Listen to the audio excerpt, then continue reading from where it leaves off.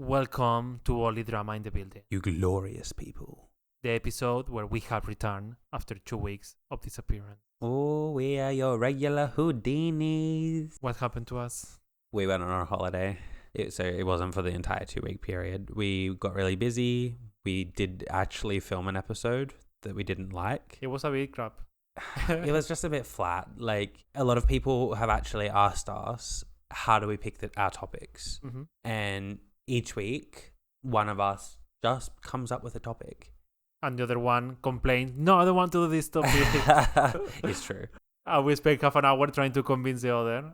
And there's a few like back and forth moments, but we've come to realize that just having a conversation together is what really works. Well, for us. People are like, oh, stop talking, bitch. Yeah, probably. But, you know, hey ho. So before we move into the subject, have you seen the new background? Do you like it? I do like it because it's our regular shelf in our living room. But it was a change of scenery. Yes, I'm going to miss the naked lady though, but... That would be the first and only time that he has said, I am going to miss a naked lady. Well, never say never. Literally, the conversation that we had today was, I would never touch a woman, but I believe that I could turn a straight man gay. No. I say that a straight man can be converted into gay. Like, they can try and say, oh. And who was the person that you said that you would be able to turn gay? Henry Cavill. I said that mathematically, it's a possibility. I didn't say it's happening. I said it's a possibility. It's not a and possibility. Until proven otherwise, until Henry Cavill meets me and say, no, sorry, didn't happen. This is still science and it's a possibility. It's like the Schrodinger cat. Is it? Is it not? You don't know. Well, I certainly have my doubts about that one. I think once you cross the road, you know that you don't want the pussy. That's it. But what if you always were on the gay side and then you wanted to try Miss Puss? I don't think you are very gay if you want to try that. But I think if you've never been on the other side of the road, you might get a bit curious and say, oops. I was just having a thought here whilst you were concocting that oops moment. The closest that you would come to pussy is trying to dress as Catwoman, right? Ay, Clinton. No, I think there are situations that I would be with a pussy. Pray tell. There is the end of the universe or the humanity, and I'm the only man, and there is only one woman. For the sake of humanity. I've thought of the first one. When you came out of your mother's vagina. I guess I was forced to, like... I sometimes wish that I was a lab person, you know, like you come from a machine and that's it. Like a regular Superman where they were all in incubators. Yes, and on top of that, not only I had to come out of the vagina, I had to hear all my life that I broke her vagina. Well, did she or did she not have it sewn back together? Well, I imagine that she's still not fully open, you know. I think they always saw you, don't they? No, I thought that your mother literally had her pussy tightened. Ah, yes, she got a surgery to get it like re-virginized or something. But I don't think people are interested. No, we're not going to be talking about your mother's vagina. Yes. So, Diego, how was our holiday? Fun. We were into that gay bar. That's the first thing that you see in the gay bar before you enter. They were collecting money for the volleyball team of the area. And they were selling sausage half naked. Did you like what you saw? I did. As a vegetarian, it was a bit confliction. Yeah, that made me think. Why everything that is gay has to be half naked? And I'm not complaining. I kind of like it, but why? Social media in general has kind of like created this perspective about gay men that we're all fit, we're all like constantly half naked, and that's the norm. That has to be the norm. No. But I disagree. I blame social media for a lot of things, but I think this happens to our grandparents. The gay community has always been like this. You know what I mean? It's not social media. Do you think so, really? Oh, I'm half naked on the parties. Clinton, that happen all the time. I think that from kind of like the 70s, it was more of okay, we're reclaiming our sexuality and yeah, sure, we can wear whatever the hell we like. Yeah, I'm having not a problem with that. Changing those norms of gender roles, etc. But I don't necessarily think that it's every person. No, obviously, but I'm saying you go to a gay party, you are not going to expect people reading the Bible. People are going to be half naked or keep making out with each other. Gay parties are a bit more plus 18. You go on your knees and what happens, you know. So what did you feel of this new gay bar? It was very different than what they are in Spain. Mm-hmm. It feel a bit more moderate. Okay. For me, I thought it was like really good because so we went there with our friends, right?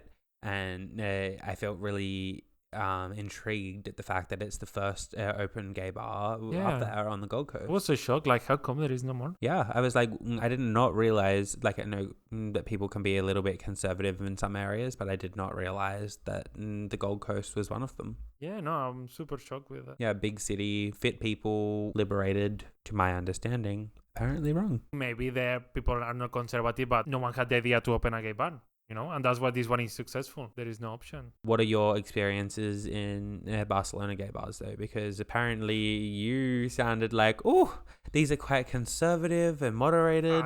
I'm not saying that I have been in this situation. Okay, I'm seriously not saying that.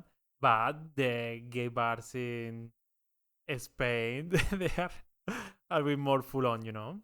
They have this dark room. People like turn up in like leather masks and weird stuff. Whatever you can imagine or they told you about gays, it's kind of true there. I was envisioning like that American Horror Story, New York City vibe where there's that guy who just randomly appears in leather chaps and a leather mask and nobody knows who he is. He's just killing people.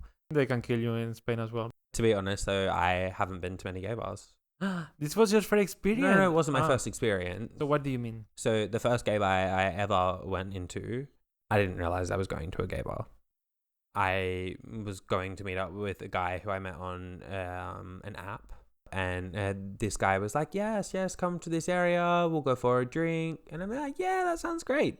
So then I go to this place in Toronto in Canada, if you believe, called Church Street. Oh. And what do you find on Church Street? The gay bar. It is the gay zone of Toronto, Canada. I love that. I loved it. It's like, slap in the face to the church. Just the irony of it all. It was delicious.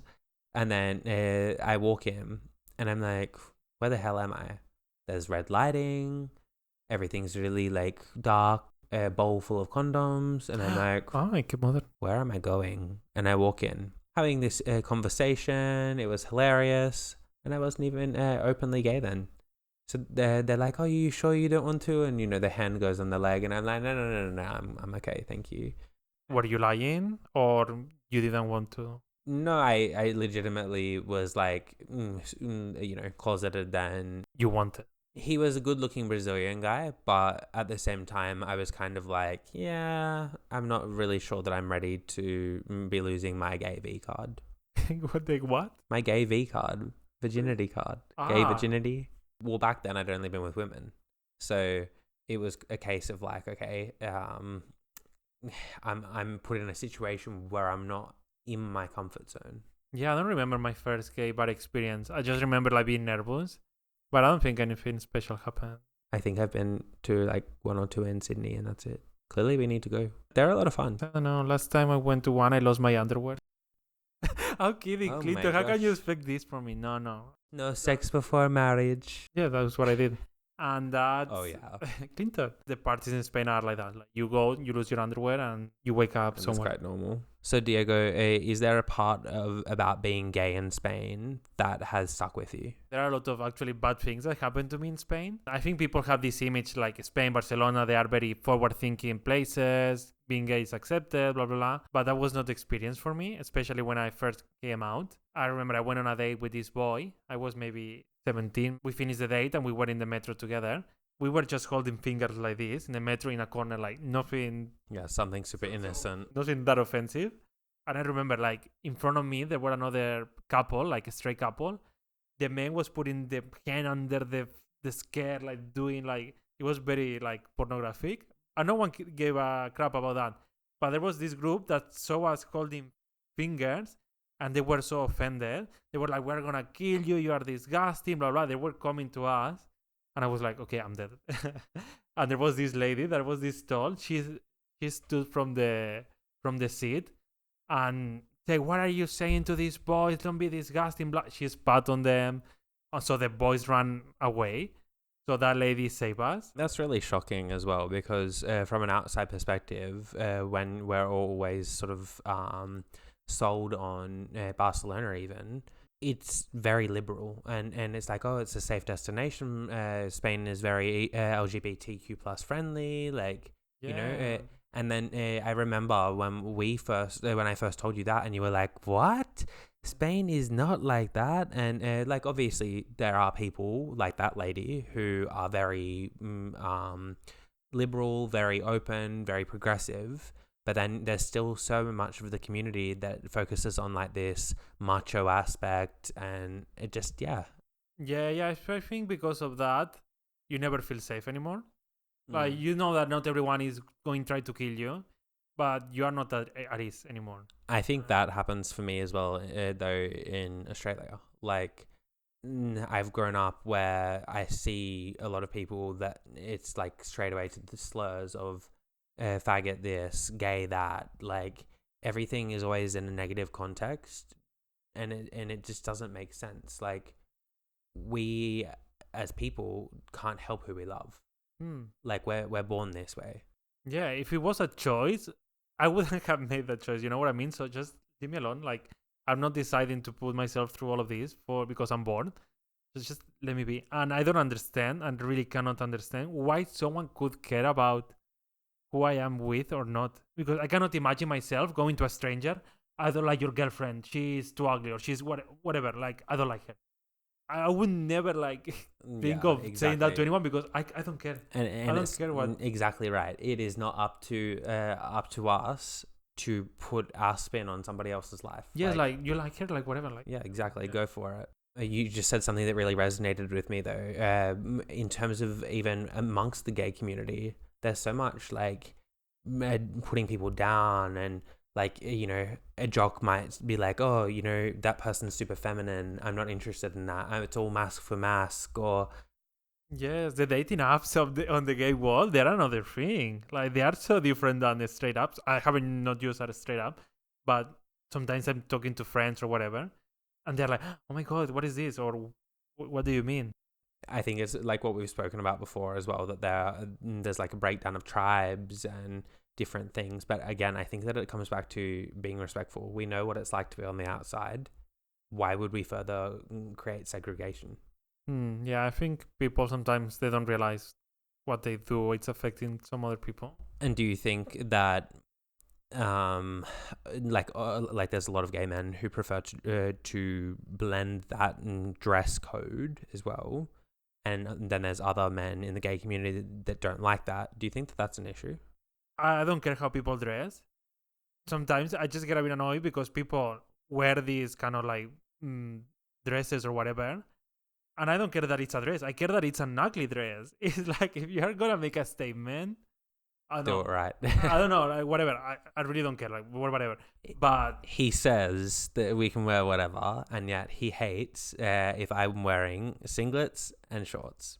Prove me wrong, Clinton, because you're my husband.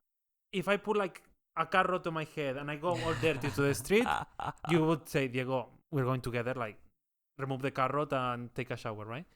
I'm not so sure. See, I don't mind what you wear. Like, I think that there's some of your taste that's very eccentric and out there, and they're things that I wouldn't wear. But at the same time, I'm like, if you're comfortable, then I'm fine. So you should. Yeah, of course. So I should be. Because that's your choice, and I respect you.